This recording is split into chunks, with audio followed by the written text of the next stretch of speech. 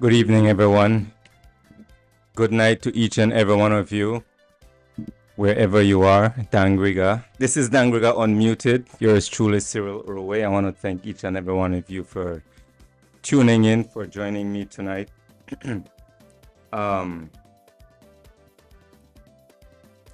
If you've seen the promotional flyer earlier, this evening I'll be joined by none other than Mr. Joe Coye. He's commonly known by many as Joe Coye. We're going to be talking about the 13th Amendment. Is it a go or a no? I hope you guys have been following up with this topic, because it is something that will affect each and every one of us. But as always, I want to make few announcements, certain things that's happening here in Dangriga before I bring on Joe. Let's make sure that he's not in the waiting room. How are you guys doing tonight? Hope you're all doing well.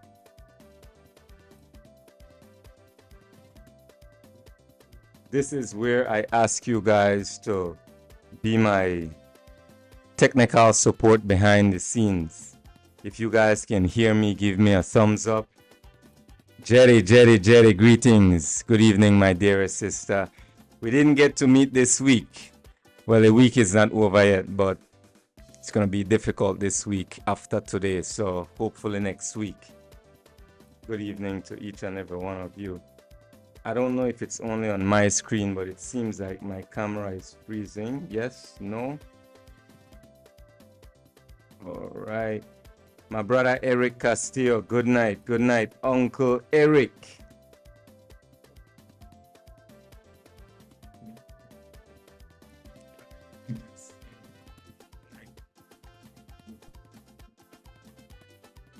So I'm going to give some people time to sign on. Again, I want to thank each and every one of you for joining. This is Dangriga UnMuted. I'm yours truly, Cyril Uruwei Garcia. I want to ask you to please share the live. Spread the word to those who haven't heard. Tell them you're hanging out with Cyril Uruwei live on UBAFU TV. Tonight is Dangriga UnMuted. This is tonight, Wednesday, 30th July. We're almost at the end of July, heading into August. Dang, I remember New Year's just the other day, just like it was yesterday. We're already past half of the year. So I'm monitoring to see if my guest has arrived. Uncle Tony, how are you, my brother? And again, to those of you that are live, I want to ask you to share the live, tell your friends, family, share it on your page. Tag your friends, tag your families.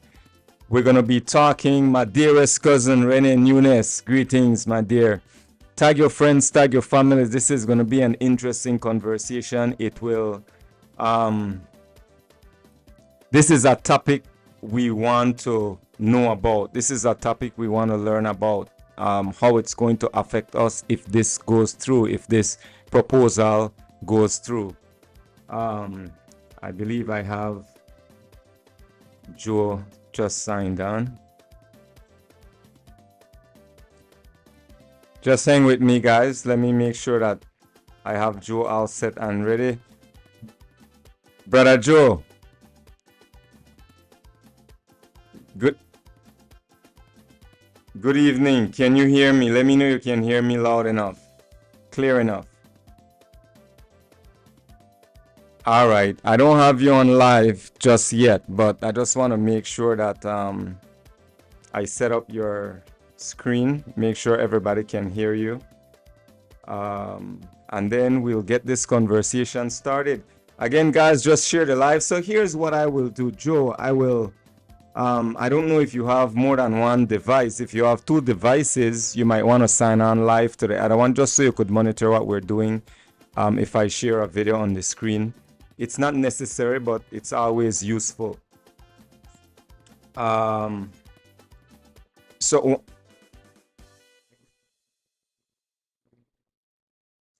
your laptop. Okay, that's fine. That's fine. So guys, 1 second, Joe. So here's what I'll do. I will run a commercial, take a commercial break, and I'll get Joe finalized. Mr. Coye, I'll get him finalized, finally set up, and then we will join you guys again. So let's do this here.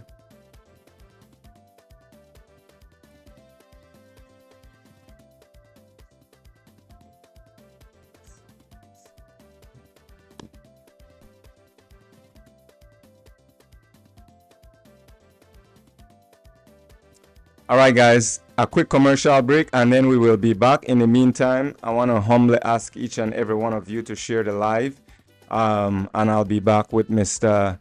Jose Coye. He'll be talking about the 13th Amendment. Should it go through? Should we follow along? What's the alternative? We'll be right back. We play too much. So, a state of emergency is provided for in the Constitution. Tonight on Dangriga UnMuted, we're diving into the most explosive topic in the country right now, the 13th Amendment. What's being hidden in the fine prints? Who's being silenced? And what will it mean for our democracy and our rights? I'll be joined by a man who knows the system inside and out, Mr. Joe Coye, longtime trade unionist, former Minister of Works and Health, and a sharp political mind who's not afraid to speak the truth. This is more than a conversation, it's an education. We go live at 8:30 p.m. on UBAFU TV, Facebook, and YouTube. Tag a friend, call your neighbors, and whatever you do, don't miss it. What they have done is to misuse and abuse the provision in the Constitution that when there is a state of emergency, we are restricted by what we can do. They have been abusing that from 2018. We have been crying out and saying you can't use that to do what you're doing. Something is wrong in a civilized society when you could just pick up people and throw them in jail. I will maintain we have moved so far away from ourselves. I support the government, but my man never raised no fool pit. I don't support everything we didn't do. We already have that. We already have a misuse of drugs that again allows you to search. I mean, why do you see so much stop and searches out in the road? Because police don't need a warrant. Like, there are already very much powerful tools that you have under the law, but I think we continue to assume that the law is the issue, when the law is not the issue. Find me in those constitutions that they have a provision that you could go and kick down door, grab people and carry them straight to jail. There is no such thing. You don't put that in a constitution. A constitution is there to protect your right to your freedom. My name is Cyril Uruwei. Let's get unmuted. See you tonight. We play too much. So, a state of emergency is provided for in the Constitution. Tonight on Dangriga UnMuted, we're diving into the most explosive topic in the country right now, the 13th Amendment. What's being hidden in the fine prints? Who's being silenced? And what will it mean for our democracy and our rights? I'll be joined by a man who's...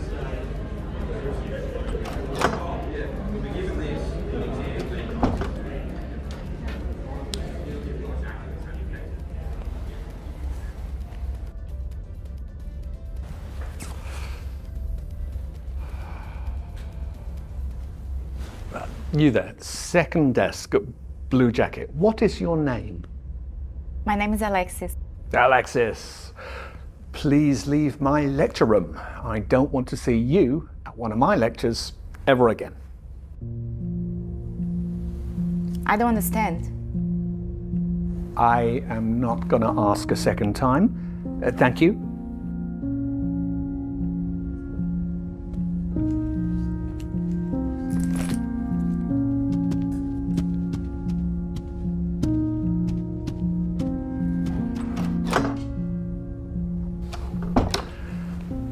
Why are there laws? What are laws for? Anyone? Social order?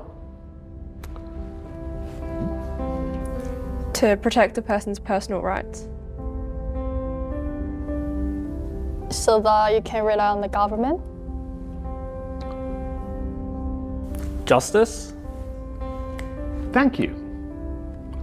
Tell me, Was I unfair to your classmate just now?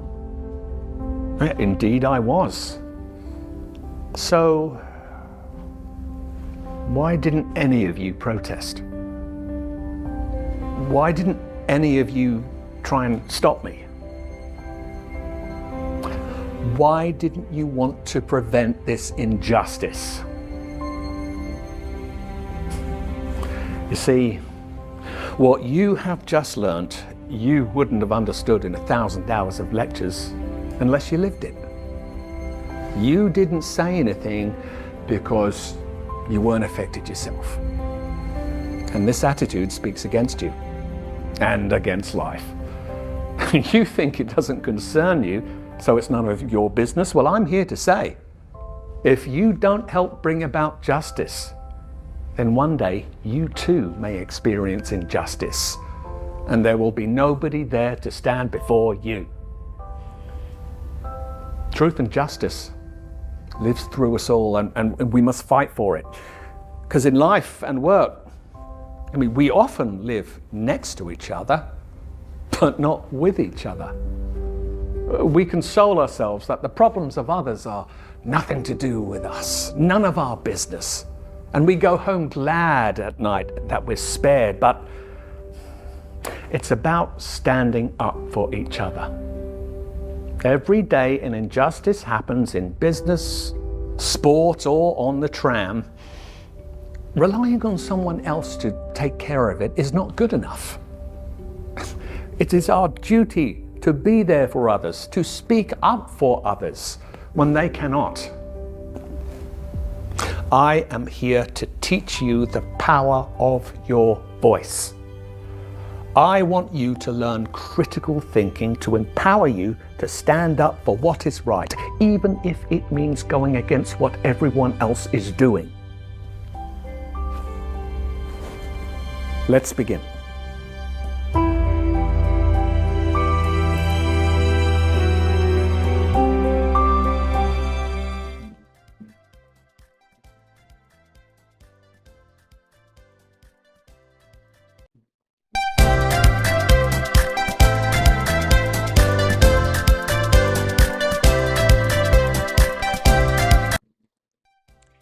Good night once again, friends and family. BT Guyong, buenos noches. Greetings to each and every one of you, near and far. Those of you in the States, here in Belize, Dangriga, Orange, Coye, Corozal. This is Dangriga UnMuted. I'm yours truly, Cyril Uruwei Garcia.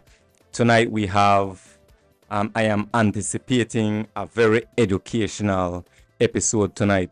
And some of you guys who have been following, I'm sure you're looking forward to this as well.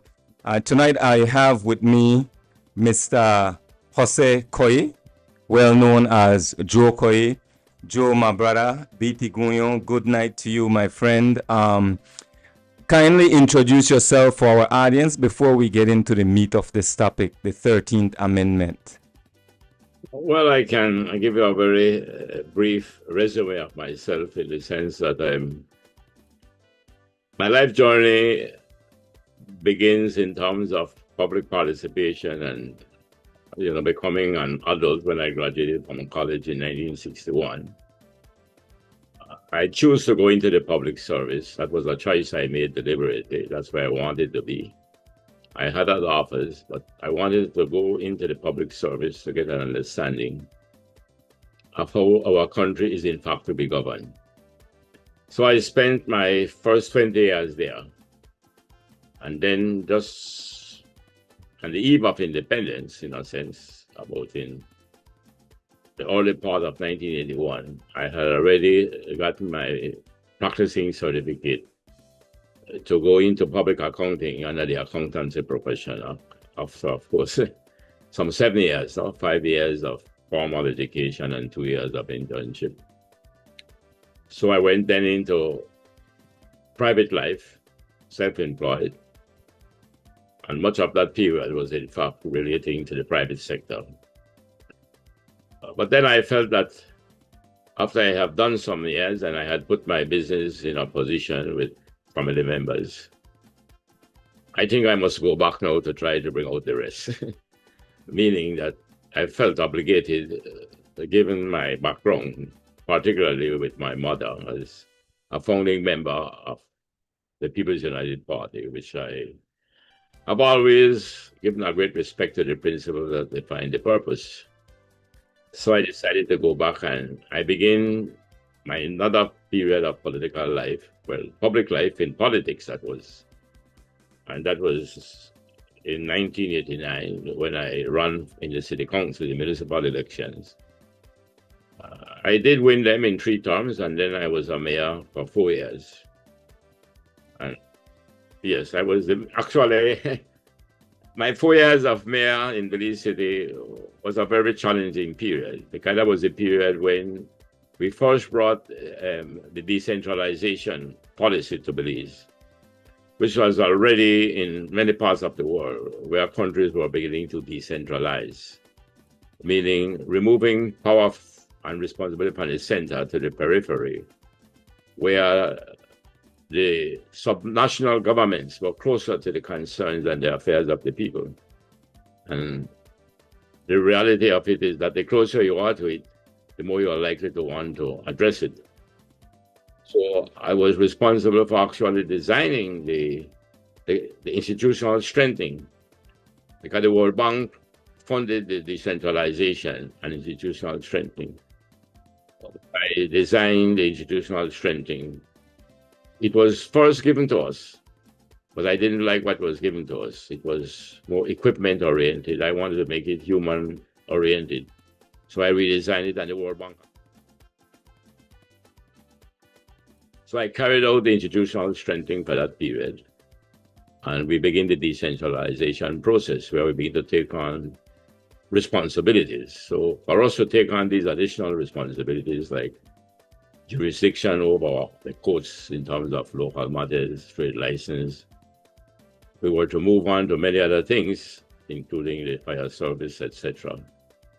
But for us to do these things, we had to carry out institutional strengthening. So that was a very fruitful period for me. I must say that it brought me to the realization that it's not you alone that make it happen, but it's a kind of leadership of inclusivity, what I call the more team type approach to things, where you put an emphasis on the team, not your individual dominance, but the inclusivity of having the team together. And I felt that I was gifted with that kind of personality to bring the team together. So we made a success. And it is out of that success, I then was encouraged to move on to national government. And it was a big task because I was asked to run in the Caribbean shows. But the Caribbean shows was a predominantly UDP constituency and was led by Manuel Esquivel, the then Prime Minister, who I must say that he was, to me, a very good man. I think he was sincere in terms of the public interest. I think he was. Of course, he had his idiosyncrasies like all of us. The point is that I defeated him in the elections. And I didn't, yeah, but I didn't, I didn't go there with that triumphalism that, boy, I defeated a friend. I wouldn't say I defeated him, but I won the election against a good man. Well, I won't say, well, no, a man can only be defeated, Cyril, when he abandons his principles. I don't think Cyril ever abandoned his principles, so he could never have been defeated. I won the elections, but I don't think he was defeated. I think he went to his grave with the principles that he believed in. And for that, I think we must give him credit. Anyhow, I won. And then, of course, I was in the 98 government. And maybe one of these times, through your platform, I may have the opportunity to begin to tell the nation what my experience was in the 98 to 2008. Particularly, well, it was a period that highlighted what I think political students should learn about politics. And it comes out of the old saying from Rome that it's not that love my country. It's not that I love Caesar less, but I love my country more. So I faced with that decision in my time. It's not that I love my party less, but that I love my country more. So I had to take a stand against my own party. But I felt in the end, I did the right thing, and 6 joined me, which was dubbed the G7. That will be a story for another time. I think it's time for me to tell it now. And for the first time, I'm really disclosing it in this manner on your platform now. So let me not go on any further. And then I did that term in politics. And then, of course, we all know that in 2008, I was given the other debut. In other words, I lost the elections. I understand. I thought that I was defeated by not just the UDP, but from those from within my own party. Evidently, I stood up for what I thought was right in ensuring that the public purse was protected and that the masses of our people from whom independence was supposed to deliver on a promise for shared prosperity. And if I had lost, and I did lose the elections, but I said to you, I was never defeated. I stood up for what I thought was right. I thought that our children and our people generally, and whom the promissory note have not yet been fully delivered, I thought we were denying an opportunity when in fact we did not use the public purse to benefit them. And then I went back into my own life, go back into my profession as an accountant. But I never did stay away from the public affairs. I took the heat from Plato, no? That those who are indifferent, he said, good men who are indifferent to public affairs will pay the price of evil men ruling. So I will end on that note in introducing myself.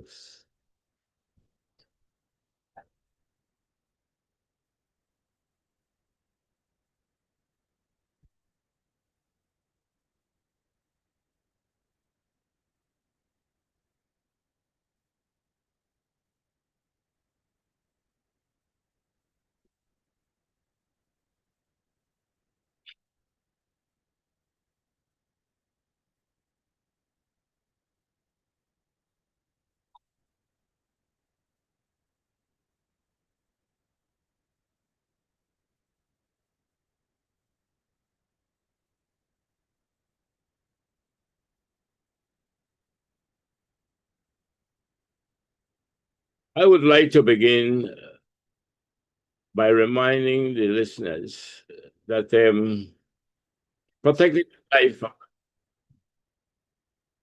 Sure.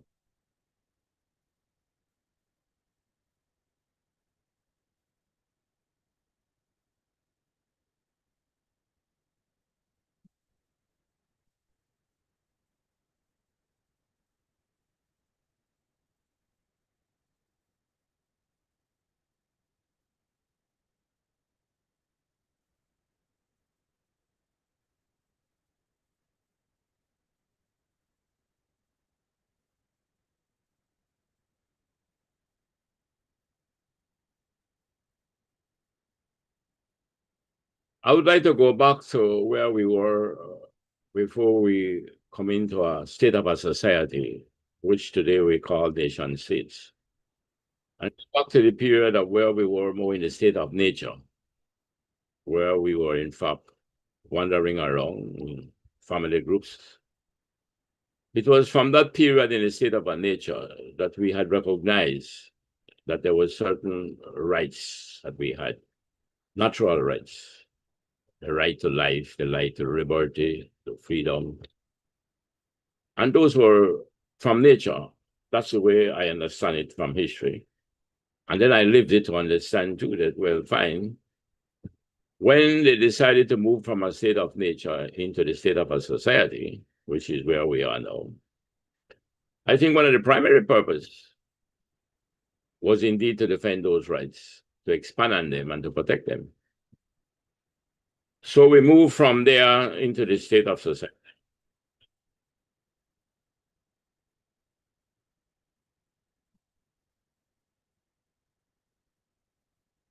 Okay. Testing, testing. Okay. Audio is good now. So, folks, what I had asked Mr. Coye is this. The Constitution, the word gets thrown around often by politicians. The Constitution, we hear it by attorneys. Attorneys use it almost all the time. You watch it, open your eyes. We had Karim Musa, the Attorney General, Dickie Bradley. We're talking about the Constitution. Tell us, let's break this down in the simplest of terms for the grassroots, for everyone to understand what is the Constitution, what is the importance of the Constitution, why is it important for us to know this? So I will go back then to say that let's go back to this state of nature where we were before we come into a state of a society. Mm-hmm.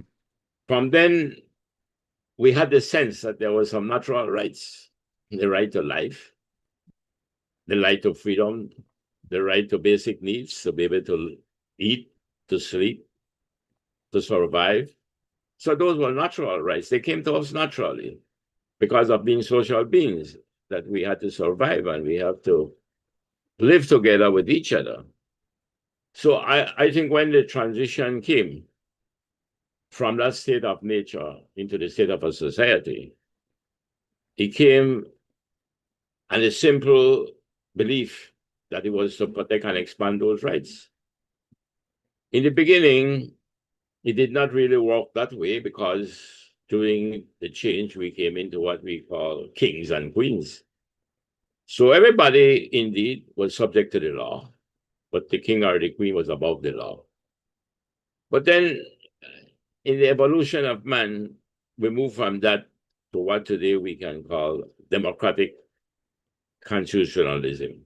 In other words, we move towards democratic institutions to continue and to expand and to give us greater assurance as to those natural rights. And that to me, I look back in history and from my own experience, from my 82 years here, that there is no doubt that constitutionalism was one of the overarching success of human civilization. Because it did bring us to a point where it gave us the best opportunity through democratic institutions to defend and to protect those rights.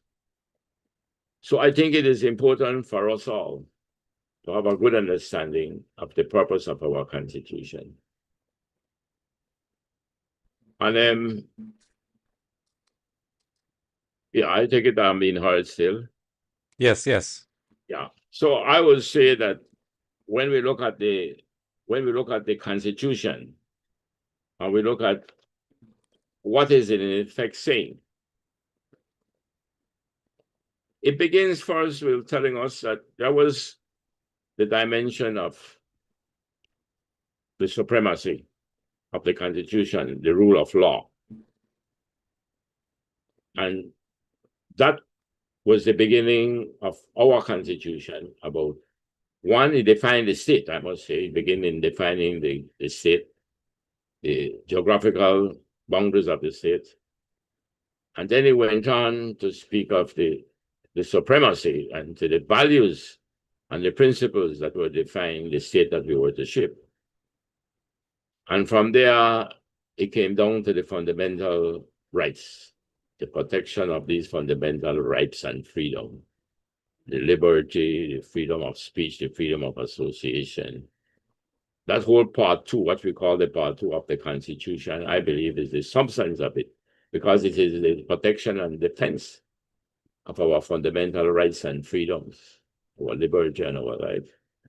And that to me is the core and the substance of our Constitution, which came from the past of our natural rights while we were in a state of nature. But then the Constitution provided also the political instruments and the institutions that were to ensure that those fundamental rights would be protected.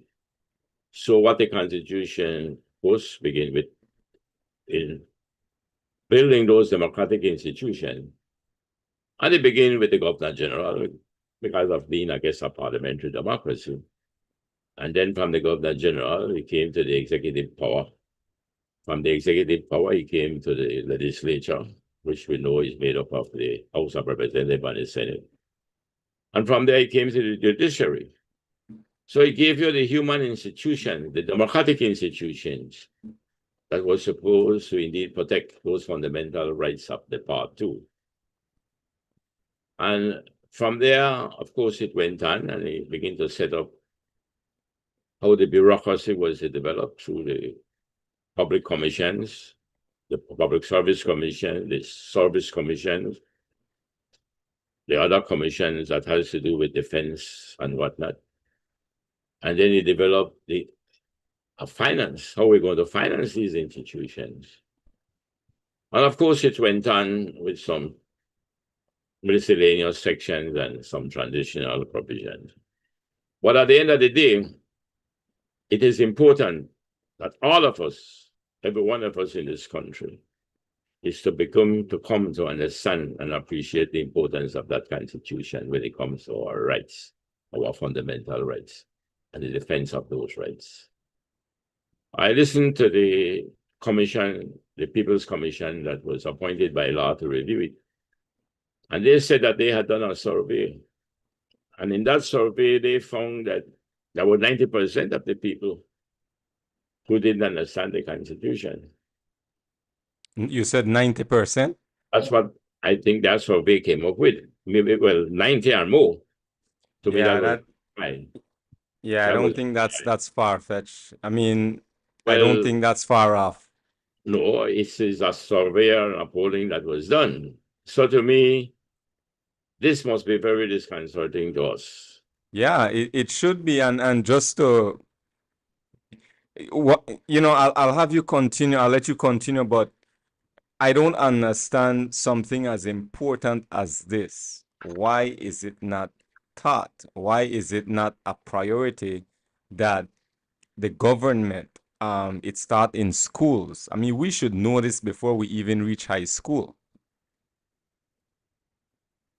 I believe what happened to us is that if you go back to the period of the partisan politics when it started in 1950 with the People's Committee, which was to have been, I think, a response to the evaluation.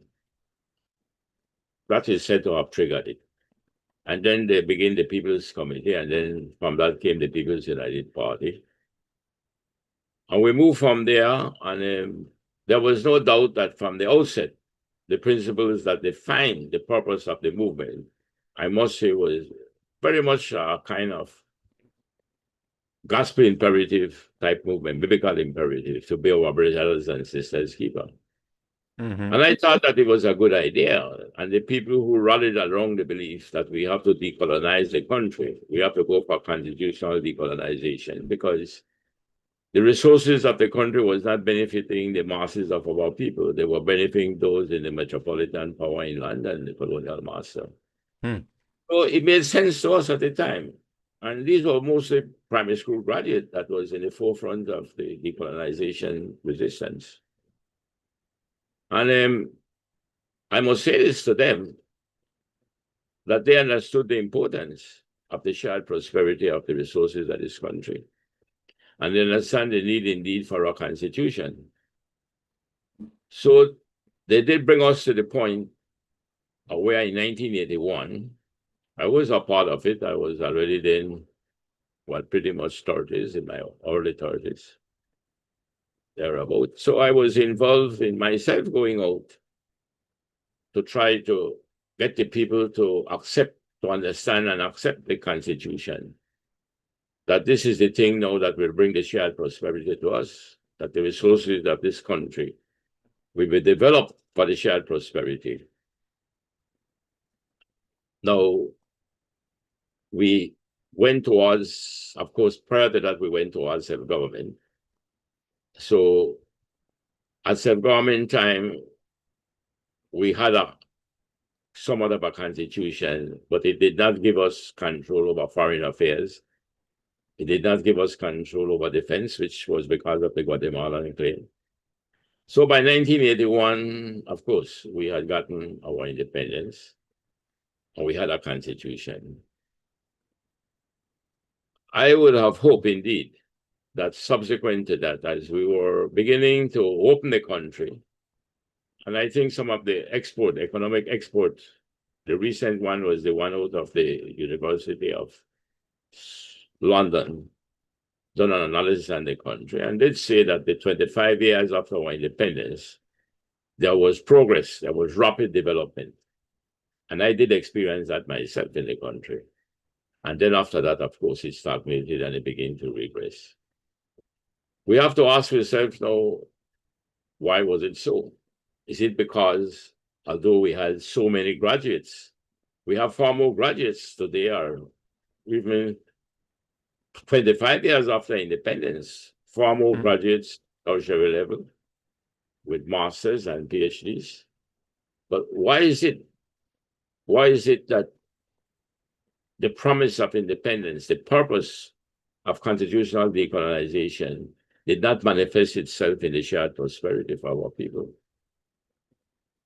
The only answer I can find in that is that at the end of the day, however academically we may have advanced ourselves, a country without a sense of values, without a sense of shared prosperity, of principles, a country cannot make that progress unless it has that sense of value.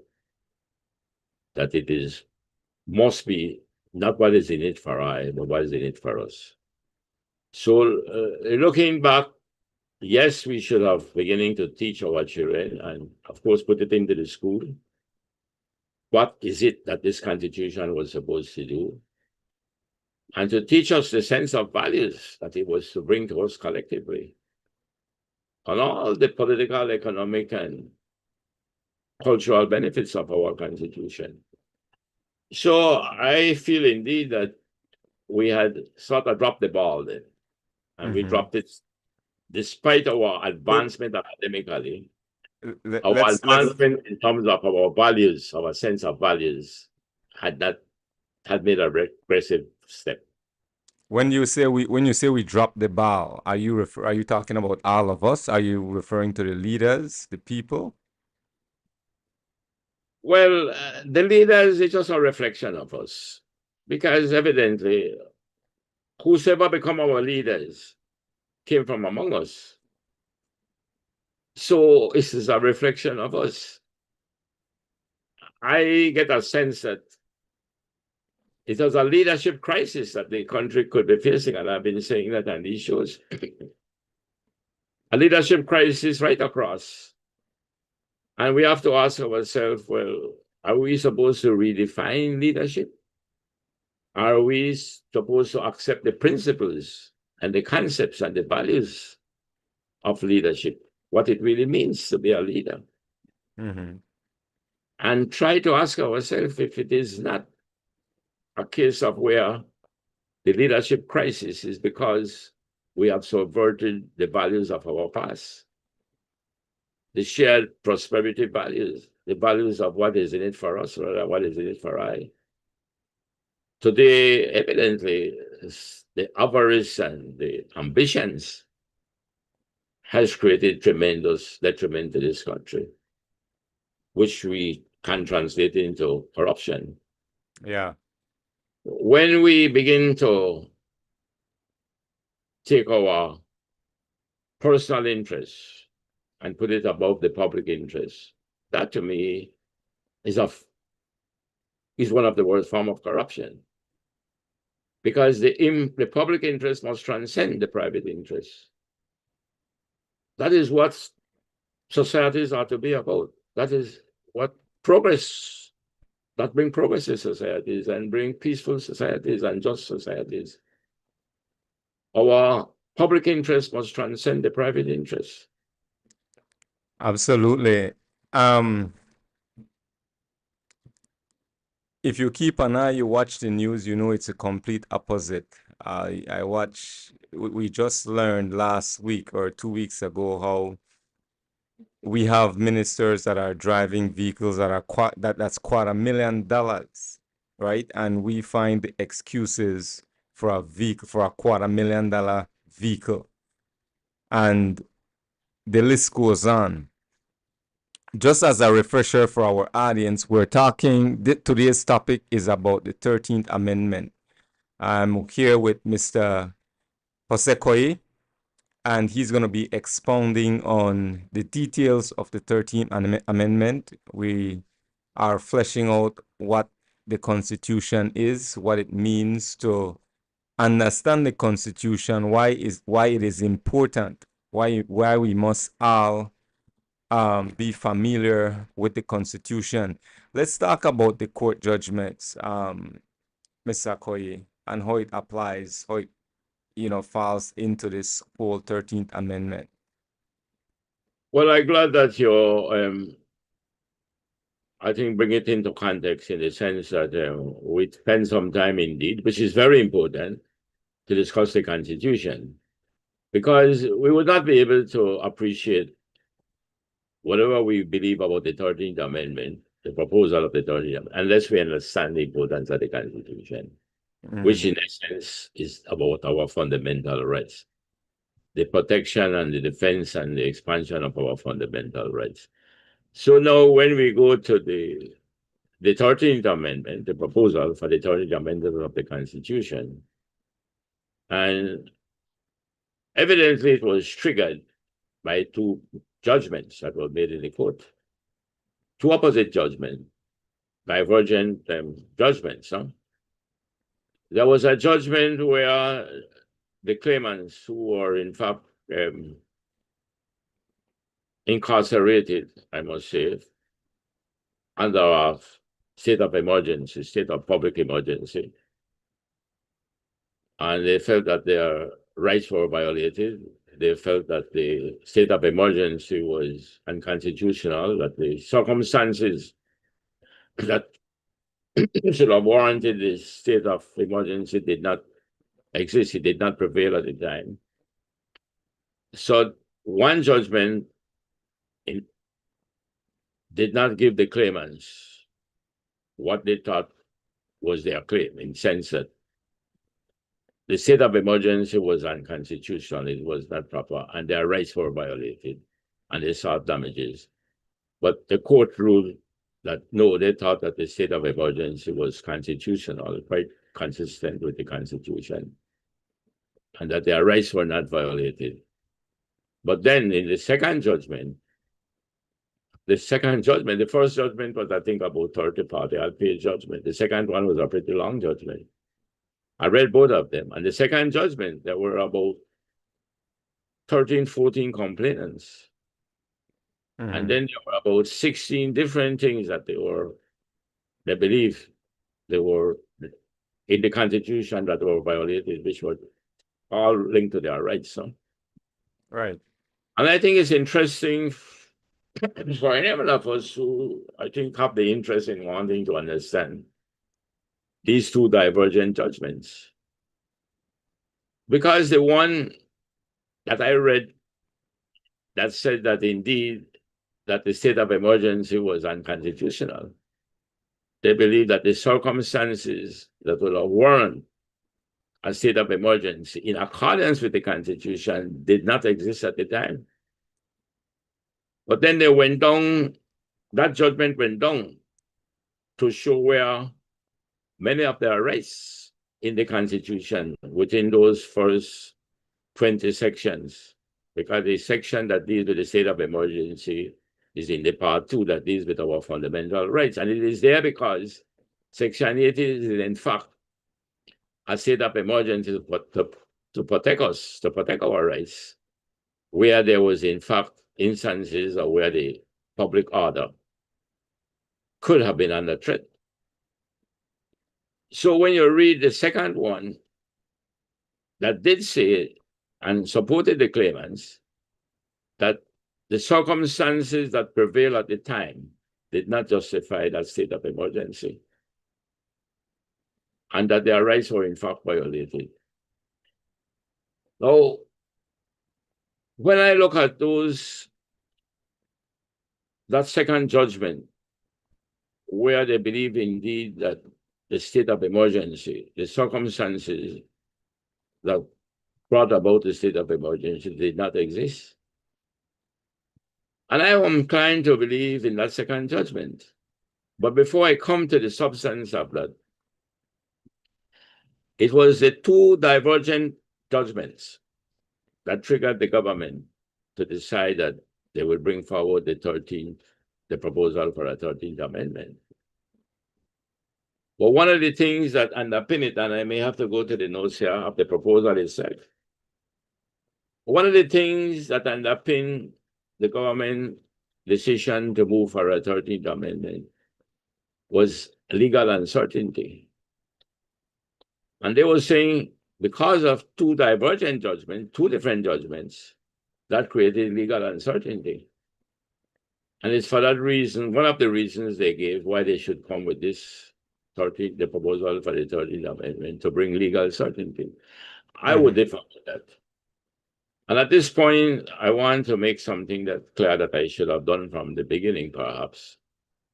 That I speak to the listeners and for the benefit of all of us, given my career and my profession, I speak from my understanding of what I think are the words in the Constitution and the very words that are in the laws, particularly the ones that brought about the state of emergency. So I am not speaking to it as a legal trained person. Right. But I hold strongly to the belief that we don't have to be legally trained to be able to understand good grammar, to be able to understand putting together words to give explanation and understanding, cohesiveness and coherency. I think those comes from our natural training and knowledge of language. So when I read these things, where the language to me is quite understandable, it makes sense to me when I would say that, listen, when I read the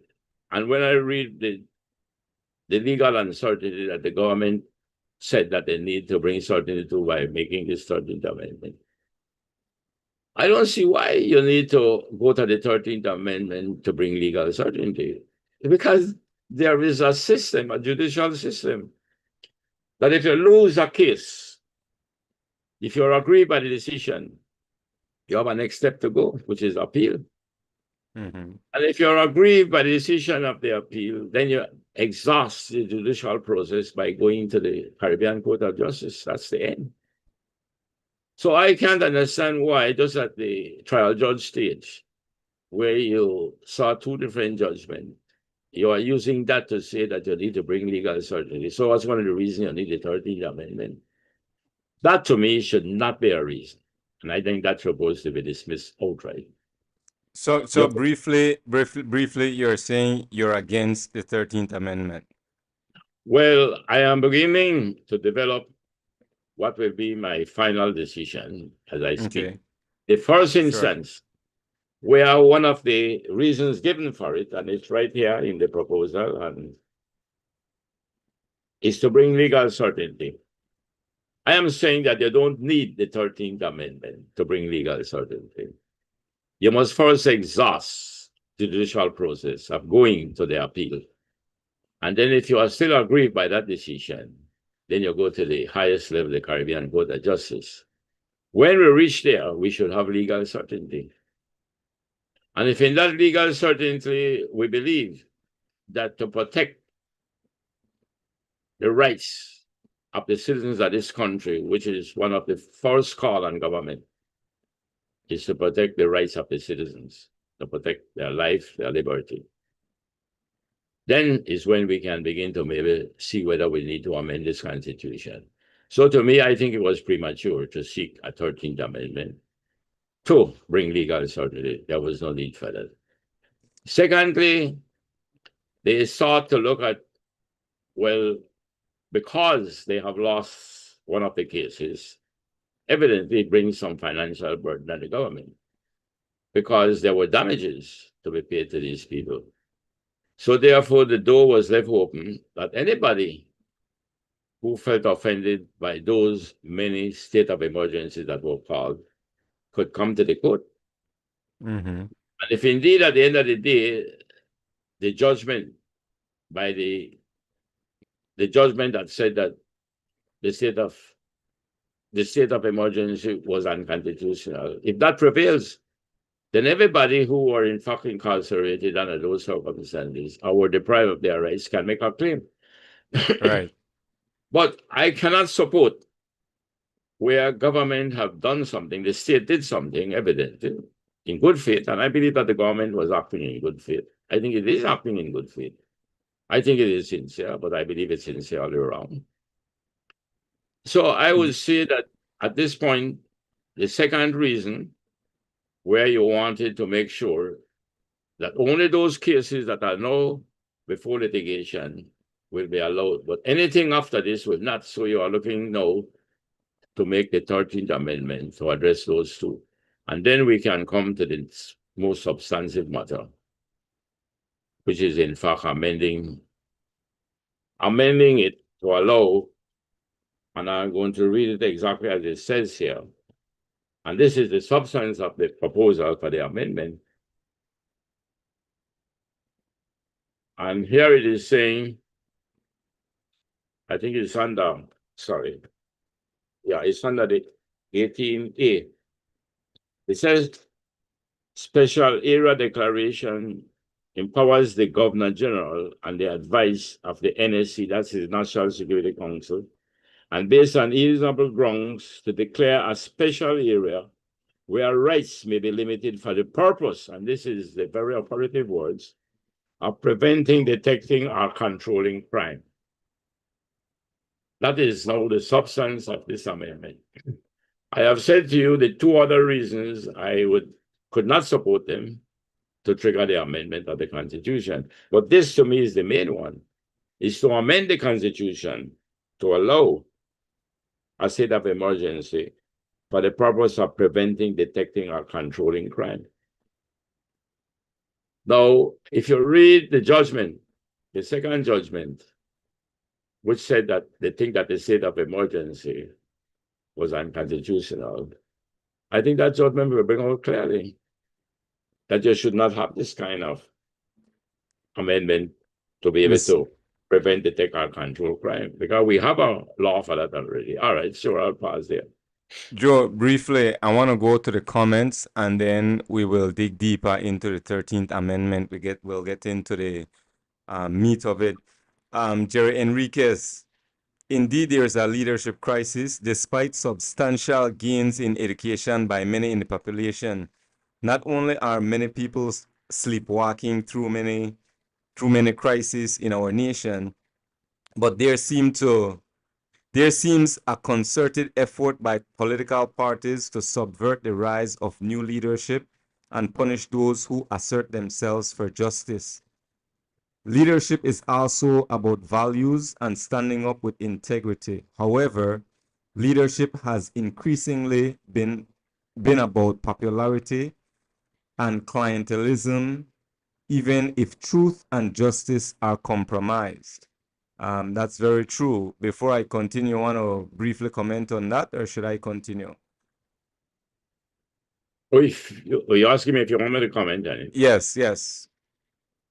My comment on that will be that you may be stating a fact, but I am more concerned is what brought it about and what can we do about it?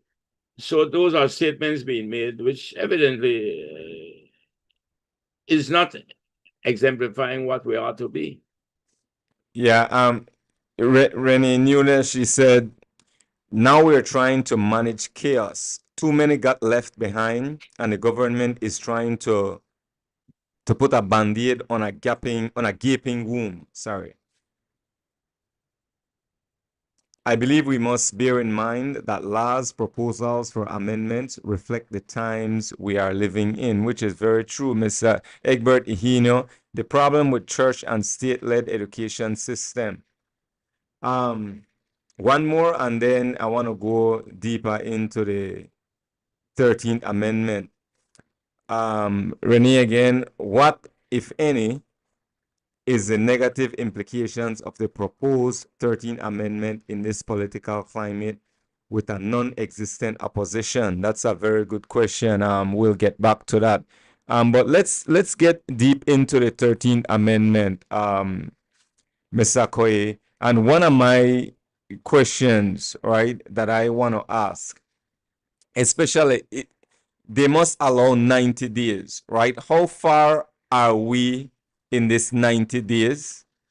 And in addition to that, so far, only Belize City has had, how do you call it? Not a conference, but people in Belize City have had an opportunity to go and ask questions, sit down, hear about the 13th Amendment, ask their questions. And then I understand they're going to Coye as well. I'm not sure what date, but maybe they might already gone. What about the Stan Creek District? What about Corozal? What about Orange Walk, Belmopan? We need to be educated. This is something very serious that everybody should understand. So again, they need to allow 90 days, right, to somewhat sensitize the public. How far are we in that 90-day period? Well, that's one I can't really answer right off how far we are in the 90-day period. But I would want to maybe come back to the substance of the proposal of the 13th Amendment. I mean, coming back to the substance of it, could we not then ask ourselves that Section 18, which deals with the state of emergency to protect the rights of the citizen, it comes right within the part that deals with our fundamental rights. Now, if you read Section 18, and it tells you the circumstances under which a state of emergency should be called, and just to call out some of them, it talks about the things that comes from natural cause, like earthquake, flood, hurricanes, disasters. Then it talks about infectious disease. It talks about, the spread of bacteria and whatnot, like COVID-19. Those are the things it is talking about. And then it talks about war. Now, to me, the Constitution, as it was, is clearly telling you that when these circumstances prevail, we need to act in the interest of preserving law and order and to preserve the public good. So there's provisions in the law as it is right now. What unfortunately happened when you read the judgment is that the law enforcement did not apply the law. And it's because of that the claimants won their case. So I don't think now that we must too quickly rush now to say, let's give the state more power, but now to deal with crime.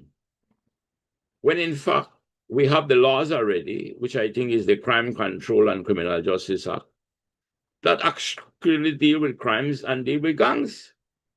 So the whole purpose, the whole state of emergency in these cases, other than the one for COVID, which I think was all accepted, the ones that was in the case of hurricanes, all accepted. It only happened in the case of where there is an upsurge in perhaps gangs activities that we begin to feel now to address gangs. We need to amend the Constitution to address crime. But there lies the risk, because we don't have laws, as the court rightly cited, that we have the Crime Control and Criminal Justice Act to address gangs. So the point to be made and understood, why is it that the state wants to go further now into mitigating, limiting our rights to address crime? When, to me, the cost-benefit analysis is important for us. When it comes to the hurricane, when it comes to the COVID-19, the infectious diseases, and if there should be a war, which we never had earthquake, if there are to be floods, these are calamities that have national impact. I understand why our rights should be limited in the interest of the order of public order. So that makes sense. But now we should not be overreaching. We should not allow the government, the state, to be overreaching. I think this is overreaching. When it wants now to amend the law to address crime where we have a law for already. And crime, if it is to protect us from crimes or to prevent crimes from happening, crime is so general.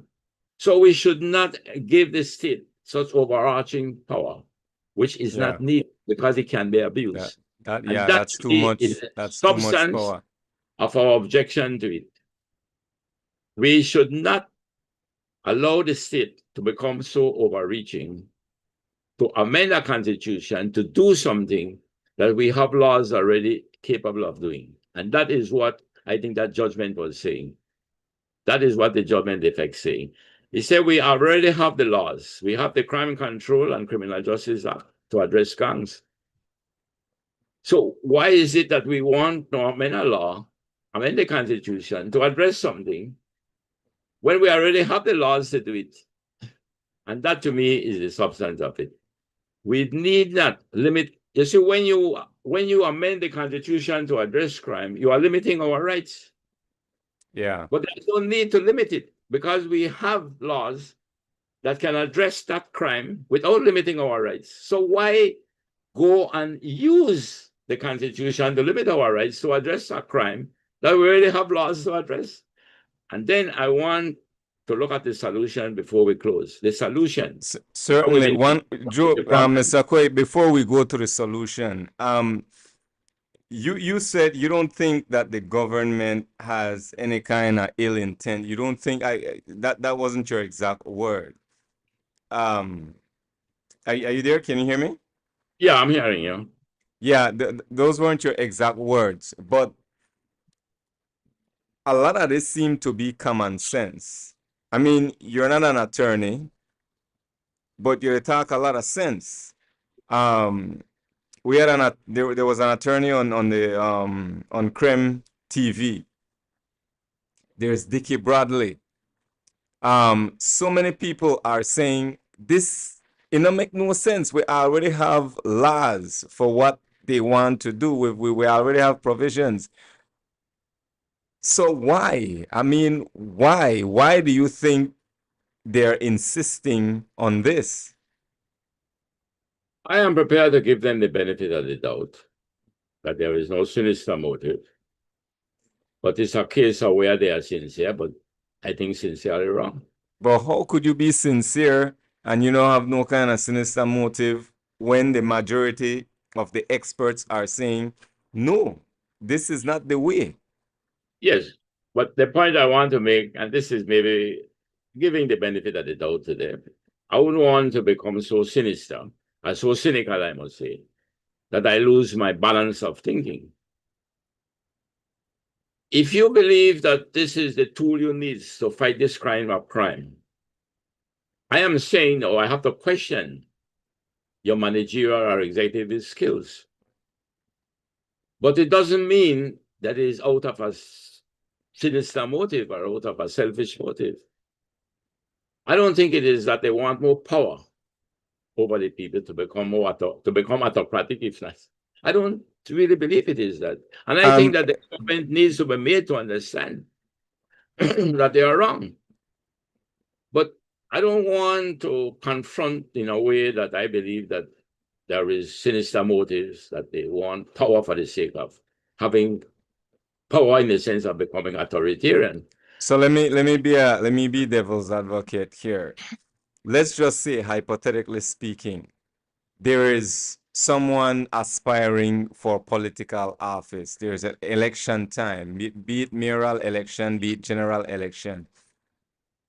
They could classify an area unsafe, right? A special area. They could classify that area a special area, that individual's constituency, and jeopardize that individual's opportunity to win an election. Would you agree with that? I don't agree that that is what they are doing. No, I'm not saying that that is what they're doing, but they will have the power to do that. Well, they have the power to do it now. The government has certain powers that if they abuse it, even under the existing laws, it could be detrimental to our democratic institutions. So it's not about, it's indeed how to balance that power with the objective of the power and what it was given for. So I don't think that the government is setting out to want to take on that additional so-called power, if that's what it is, for their own self-interest. I think they genuinely believe that, and it doesn't look good for them to even say it's genuinely believe. If I say that you genuinely believe that going into that water and knowing that you can't swim, that it doesn't mean that you were genuine, it's just that you were stupid. So I don't want to suggest that it seems to me that the government needs to be careful how it's advancing this cause, because it can lead people to want to suspect the motive. Right. You see, when you become so obviously wrong, and I think this is a case of where the government is beginning to look obviously wrong, and I think the quicker they can recognize it, the better for them. Because if they don't, then it will become cynical to those of us who are trying to keep a balanced and objective and dispassionate analysis of the issue. It will make you begin to wonder then. At what point, before we get into an alternative, what else can we do apart from the 13th Amendment? So with the 13th Amendment, right, if the government, if they're insisting that they should do this, at what point, who gets to choose, who gets to decide that, okay, it's a go, right? This is going to go through. This is going to be, they're going to amend the Constitution. Who gets to decide, and when does that happen? Well, who gets to decide is that if the government insists on wanting to go through with the 13th Amendment, he can, because he has the 2/3. But I think that the government will be doing it at its own peril. So are you saying what? In other words, no matter what we do, they're going to go through it whatever they want. Is that what you're saying? No, I am saying that they have the potential to go through with what they want from the fact that they have the 2/3. But I'm saying to do it, it will be doing it at their own peril.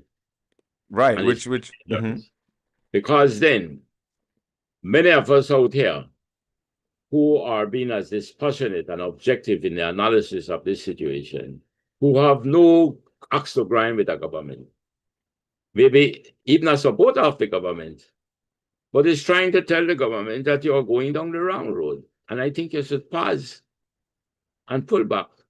Let's look at it this way. We have right now a commission whose job is coming to an end in putting forward suggestions for reforms of our Constitution. This is not the time. Why is it that you will be so quick to wanting to amend a Constitution, which we have to look at in its totality anyhow? So what is driving it? Is it that they really want to stop this crime that is offending the public order? Is that what you really want? It can't be that. So we have to begin to ask ourselves, this is not just sincerity any longer. You have to begin to look for motives then that you never want to have to look for. So I think that the government needs to take a serious look. And from what I heard from the news this evening, snippets of it, and what I heard before, I think this was the second consultation, I am still having the hope that they will listen and they will have to pull back.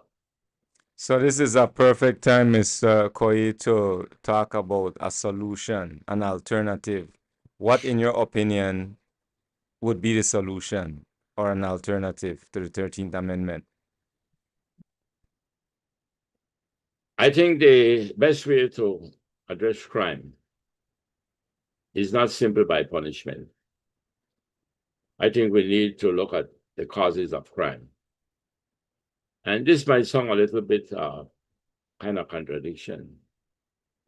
But you know, when you look at the circumstances that brought about the perpetrators of these crimes, you have to ask yourself, those circumstances were not of their making. They were born into it. Very true. And no, it was the circumstances that shaped their lives to become what they are. Mm-hmm. No, they are the perpetrators of the crimes.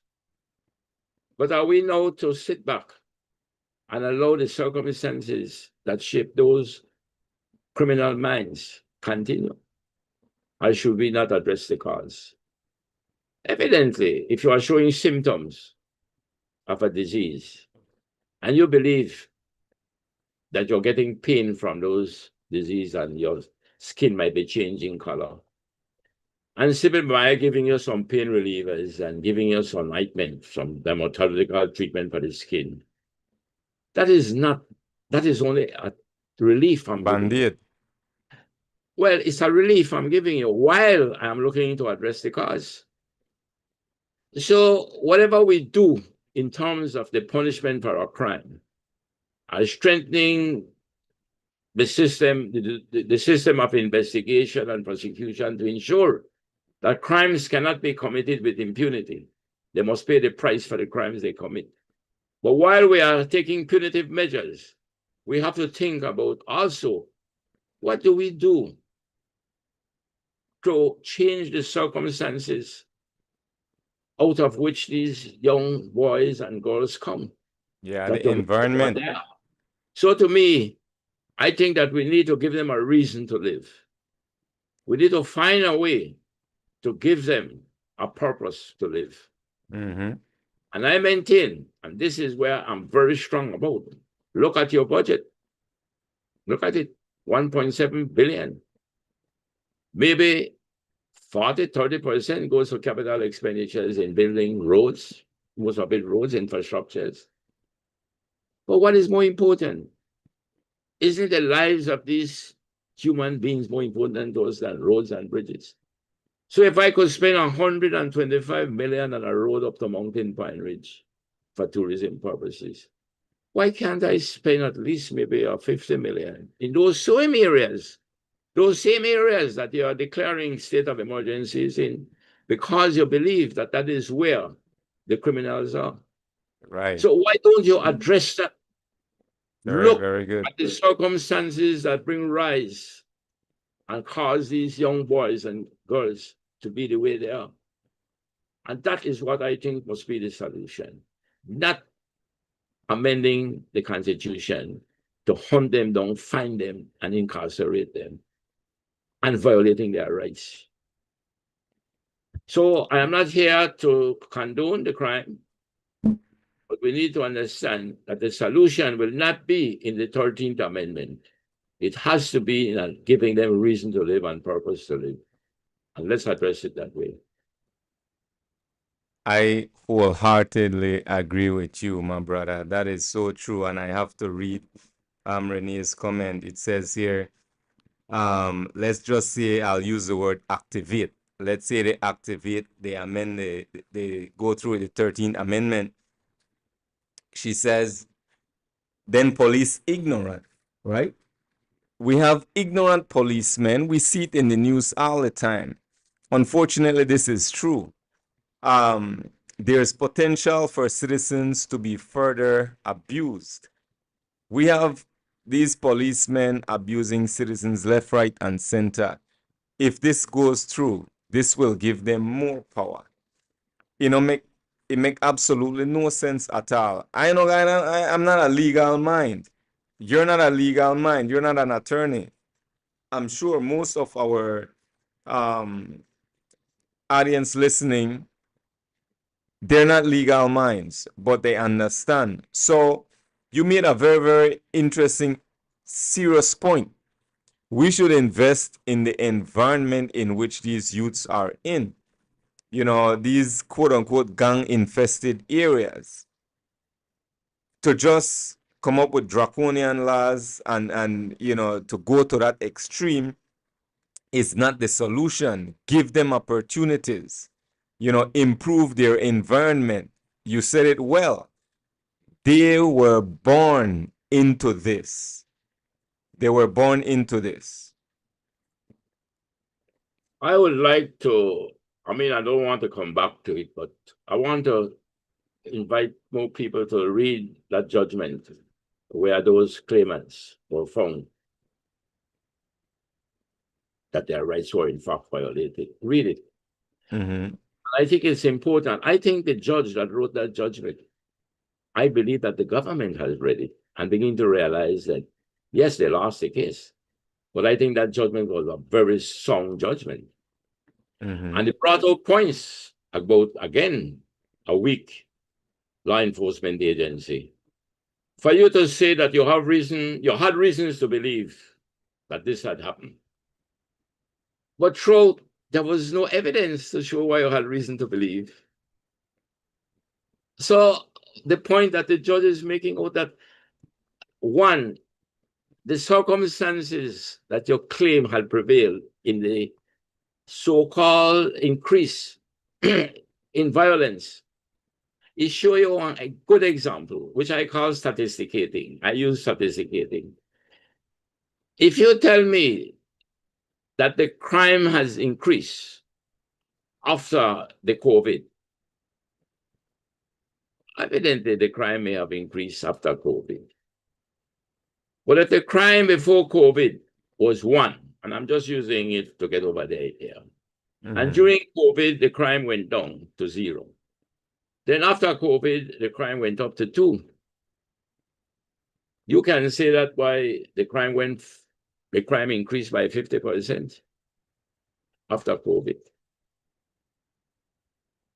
But you didn't tell us why was it that it increased by that 50% after. So when you read the judgment, you see a lot of flaws in the defendants, which is the government, not the prosecution. He cited a lot of flaws in their putting together the case to show why they did the things that they did. And they begin with, first, the circumstances did not warrant a state of emergency. And that even if it did, the regulations that they were to follow did not follow. So he gave you there was about 15, I think about 12 or 13 points that the claimants claim where their rights were violated. And in maybe 80–90%, the court found that it was true. So we have to come back and ask ourselves, listen, you need not tamper with the Constitution. Read that judgment and see how you can improve and your state of emergency under the existing laws. And then take a step and ask yourself how you think you can address the cause, which is separate from the judgment and separate from the Constitution. But to look at the Constitution in itself to say that, yes, the judgment was the Constitution and their rights were violated.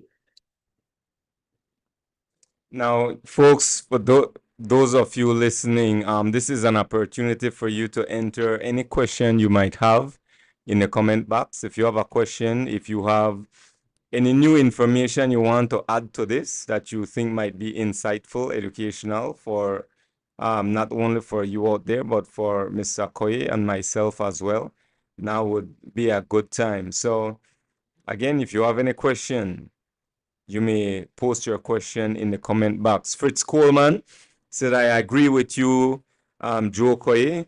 We need to use more resources in those areas to change the mindset of the youth. Renee Nunes, thing is, many police do not have the level of training to enforce such a legislation. This is not a good idea. Jerry Enriquez, excellent point, Joe Coye. The crime and violence we are seeing reflect a deep mental health crisis, re-traumatizing the citizens who have been persistently been neglected in national development strategies through draconian measures cannot be the solution. To you again, my brother Joe. Well, I maintain my position strongly as a person who have had the benefit of being in the bureaucracy, first as a public officer, and then as a mayor, and then as a senator, and as a representative and a minister. I think the promissory note that was given at this independence, I always think of it that was the constitutional decolonization was the solution to the problems of our country. The poverty that existed, the disadvantages that prevailed, the backwardness in terms of our institutions were all to be addressed by our independence, because we were given control then over the control of our resources.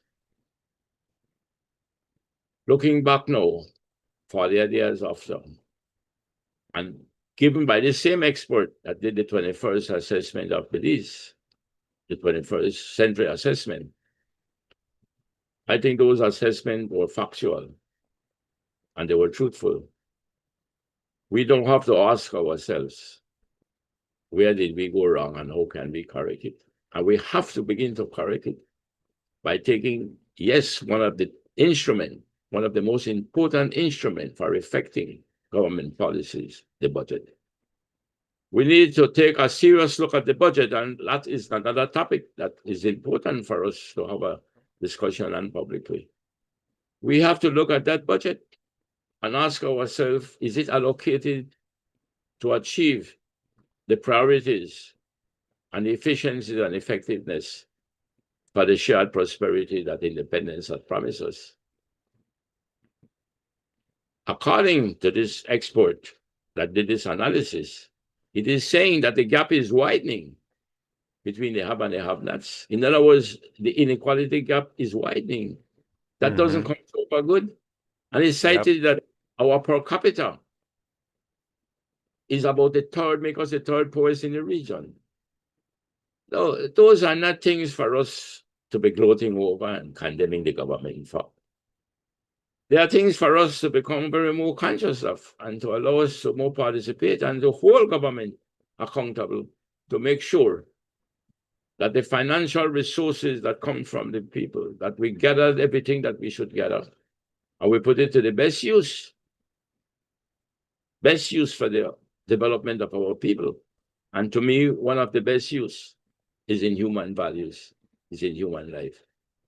Of course, we need to put into roads and we need to put into buildings. But buildings is not animated. They are not lives. They cannot do the things that humans can do. We need to, the most valuable resource of our country, and that is where we need to the people. The most valuable resource of our country is our human resource. So therefore, we should see our investment from the budget proportionately invested into human resource. And that human resource in paying 60% of the budget towards public officers. That's not the kind of human resource development I'm talking about. The public sector is by its nature welfare-oriented. It's not profit-driven. It's about welfare. But that welfare is to be given in such a way to create the equal opportunities for us to be unequal. But give us the equal opportunity, give every human being, every child, every mother, every father, an equal opportunity to be unequal. But the inequality in the income is widening, and that has been brought out by our very own Statistical Institute of Belize. It is widening, and there are reasons for its widening. The tax system could be one. Yes, we said that let's give a minimum wage, and I commend the government for wanting to move it to $6. But I ask myself, is it a minimum wage or is it a living wage we need? Yeah. I mean, you could increase the minimum wage, but then cost of living still go up as well. So it's like. But again, these are the kind of discussions we should be having. If we can give a living wage, it is not undermining the employer's profitability. If I give you a living wage, you at the lower end of the ladder, most of what you get, you will spend. No, the person who is in the upper middle income or the upper brackets of income, they can save.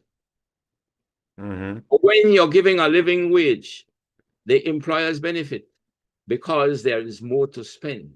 Because the lower income people with a living wage spend almost everything. Yeah. And when they spend it, the multiplier effect in the economy creates demand, and the employer can make a better return. So don't see a living wage as if though it will undermine your profit because it's an increase in cost. See a living wage as a way to increase productivity of workers. Give them a life that is worthwhile living. Give them a reason to live. You make them better human beings. You make them more productive. And you, out of your enlightened selfishness, will come to accept that you know something, demand has gone up. And in the multiplier effect of the economy, you, the employer, will make more. And that is the kind of thinking we should bring to this nation. Those of us who have been gifted with the knowledge. Folks, this is Dangriga UnMuted. I am Cyril Uruwei. I am joined by Mr. Jose Coye, Joe Coye. Thank you so much for joining us tonight. I have to bring you back on. There's a whole lot we need to talk about. So many topics we could talk about. We're gonna pass with time. It's now 5 minutes to 10. I think I'll lock it off at 10 o'clock. Make you give your final remarks. It's always refreshing listening to you. Whenever I was joined, I joined your interview the last time with what's her name? My dear friend. Her name is not coming to my mind. With G Mike. Oh, it's a G Mike. Yeah. I always get to listen to you. Whenever you are being interviewed, I get to just relax and make you talk because I start learning a lot. But folks, we're talking about the 13th Amendment. Is it a no? Is it a go? If not, what should we do? What's the alternative? Mr. Coye's solution is invest in these communities. Go into these areas, change the environment, invest in these youths, get them better living, give them something to do, occupy their mind, jobs. All right? So, last words, Mr. Coye. The next 3 minutes is yours. But the last word must be for your platform. I must say to you, Mr. Cyril, is that I congratulate you for the courage to come forward and to give all of us an opportunity to better understand how we are being governed. And I leave you with this thinking that every one of us are limited with knowledge. And I see the knowledge as that inner circle. And as that inner circle widens, so does the outer circle of not knowing and ignorance. But I think it's through platform like this where we can widen that knowledge. I came here tonight not coming with the belief that I know more than any other listeners, but I might know something that I can share with them, and they will have something that they would want to share with us. So I think your platform is offering that opportunity for us to widen that inner circle of knowledge. And I want to thank you for the courage and the effort of creating this platform. Well, thank you, my brother. I appreciate your words. I'll continue to do my part. I'll continue to do my best. Folks, you will see more of Mr. Jose Coye, Joe Coye. Powerful mind. I want to thank each and every one of you for signing on. I come on live every Wednesday at 8:30 p.m. weekly. So feel free to join me. I try to bring on people that could educate us, inform us, inspire us. So stay connected. Once again, my brother, Mr. Joe Coye, thank you for joining me. Folks out there, thank you for tuning in. And I'll see you again next Wednesday. Good night. Buenas noches. Pitiguño. Yeah.